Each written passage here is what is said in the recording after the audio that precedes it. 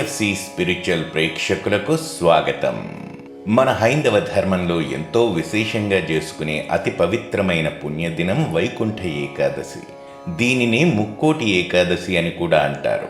సమస్త లోకాల రక్షకుడు ఆదిదేవుళ్లలో ఒకరైన శ్రీ మహావిష్ణువుకు అత్యంత ప్రీతిగల రోజు ఈ ముక్కోటి ఏకాదశి అని సమస్త పురాణాలు, ఉపనిషత్తులు, శాస్త్రాలు ముక్తకంఠంతో చెబుతున్నాయి. అంతటి విశేషమైన ముక్కోటి ఏకాదశి ఈ సంవత్సరం డిసెంబర్ 22న వచ్చిందా లేక 23వ తేదీనా? అసలు ముక్కోటి ఏకాదశిని మనం ఎందుకు జరుపుకోవాలి?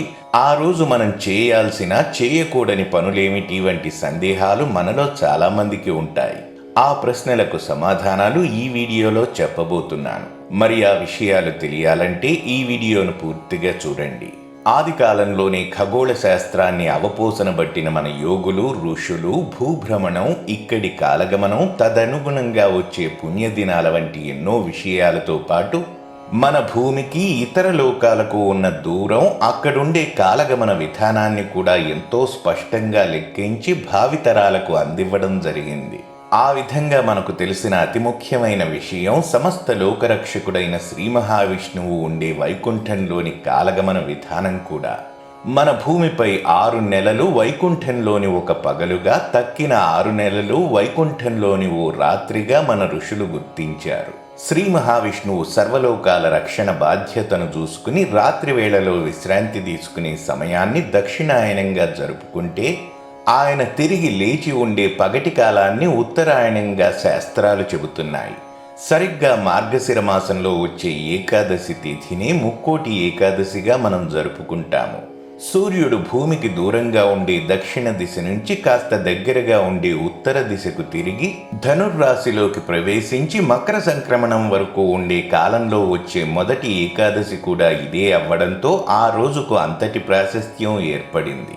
ఈ వైకుంఠ ఏకాదశి రోజునే శ్రీ మహావిష్ణువు యోగ నిద్ర నుంచి లేస్తాడని, ఆ సమయంలో ముక్కోటి దేవతలు ఆయన దర్శనార్థం వైకుంఠంలో ఉత్తర ద్వారం నుంచి లోనికి వెళ్లి ఆయనను కలుస్తారని, ఆ తరువాత ఆ స్వామివారితో కలిసి భూలోకానికి వచ్చి భక్తులందరినీ ఆశీర్వదిస్తారని పురాణాలలో చెప్పబడింది.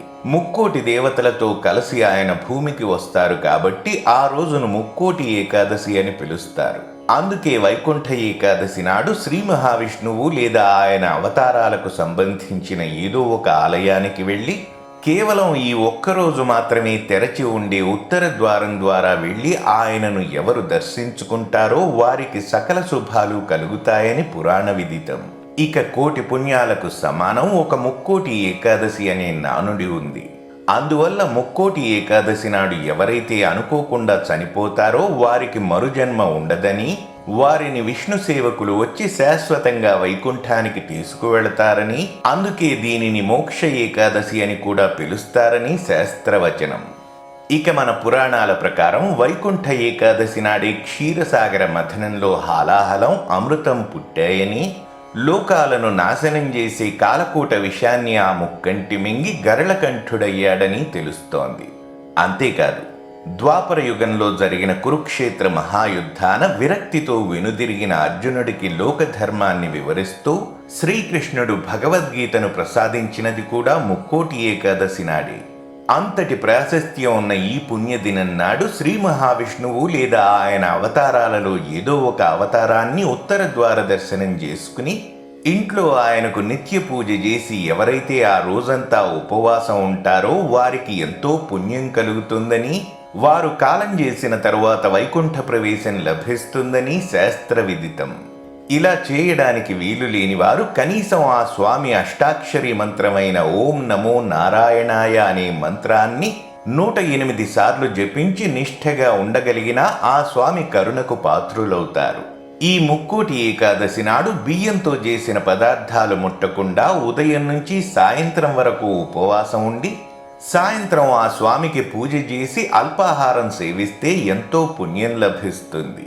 అయితే ఈ సంవత్సరం ఏకాదశి తిథి డిసెంబర్ 22 శుక్రవారం నాడు ఉదయం 9:45 మొదలై ఆ మర్నాడు అనగా 23 శనివారం నాడు ఉదయం 8 గంటల వరకు ఉంటుంది. ఈ తగులు మిగులు కారణంగా ముక్కోటి ఏకాదశి ఏ రోజున చేసుకోవాలనే సందేహం మనలో చాలా మందికి ఉంది. అందుకు సమాధానం 23 శనివారం నాడు చేసుకోవాలి. ఎందుకంటే 22వ తేదీన ఏకాదశి ఘడియలు వచ్చినా ఆ రోజు సూర్యోదయం కాలానికి దశమి ఘడియలే ఉన్నాయి.